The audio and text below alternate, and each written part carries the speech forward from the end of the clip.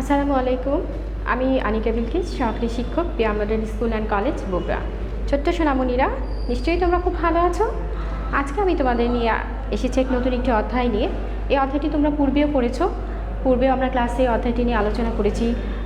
তোমরা HW, CW সবই করেছো এই অধ্যায়টি নিয়ে। তারপরেও আজকে আমি নতুনভাবে এই অধ্যায়টি নিয়ে আলোচনা করছি, যেহেতু অনেক দিন পর এই অধ্যায়টি আবার এসেছে আমাদের। সেই অধ্যায়টি হচ্ছে পরিবেশ পরিচিতি। অধ্যায় হচ্ছে তৃতীয় অধ্যায়, আমাদের জাতীয় বিষয়গুলি। তো তোমরা এই অধ্যায়টি পড়েছো, তাই না?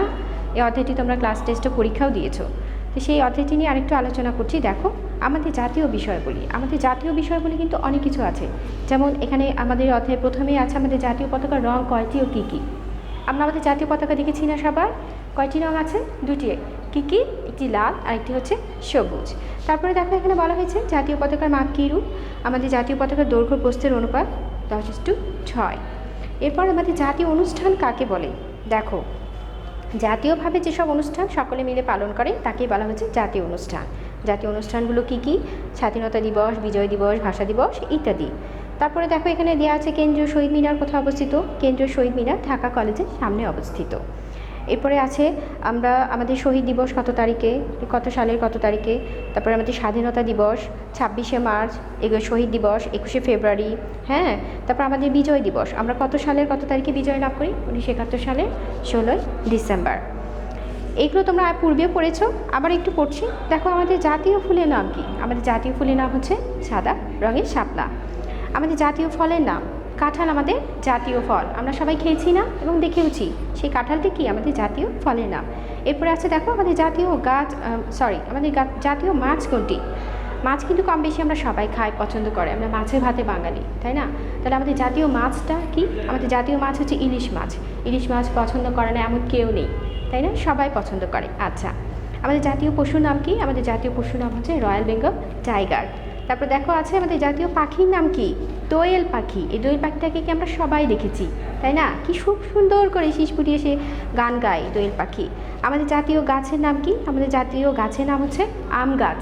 কম বেশি সবাই আম পছন্দ করে, সেই আম গাছটা হচ্ছে আমাদের জাতীয় গাছ। আর জাতীয় ফল হচ্ছে কাঁঠাল। আমাদের জাতীয় বনের নাম কি? আমাদের জাতীয় বনের নাম হচ্ছে সুন্দরবন। আমাদের জাতীয় উদ্যানের নাম কি? দেখো কি দেওয়া আছে, সোহরাওয়ার্দী উদ্যান। আচ্ছা, আমাদের দেশের প্রধান সামাজিক উৎসব কোনটি? আমাদের দেশের প্রধান সামাজিক উৎসব, যেটা আমরা ধর্ম বর্ণ নির্বিশেষে সকলে মিলে একত্রে একসঙ্গে পালন করি, সেটা হচ্ছে সামাজিক উৎসব, তাই না? কোনটি? সেটা হচ্ছে বাংলা নববর্ষ। এই বাংলা নববর্ষ কত তারিখে পালিত হয়?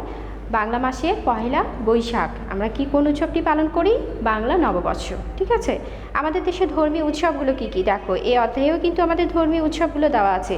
মুসলমানরা কি কি ধর্মের উৎসব পালন করে, হিন্দু, খ্রিস্টান, বৌদ্ধ, এরা কোন কোন ধর্ম পালন করছে সেগুলো একটু একটু করে নাম দেওয়া আছে। উৎসবগুলো পালন করে সেগুলো নাম দেওয়া আছে। দেখো একটু দেখি, ঈদ উল ফিতর, ঈদুল আজহা, শবে মেরাজ, শবে বরাত, শবে কদর, ঈদে মিলাদুন্নবী। এগুলো কাদের ধর্মীয় উৎসব?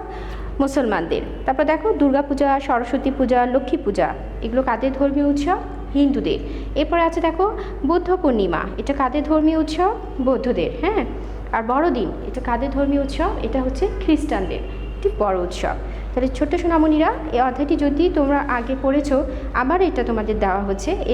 এটাও শীট আকারে করা হয়েছে। এখানে ছোটো প্রশ্ন, বড় প্রশ্ন তোমরা সব আলাদা আলাদাভাবে পাবে।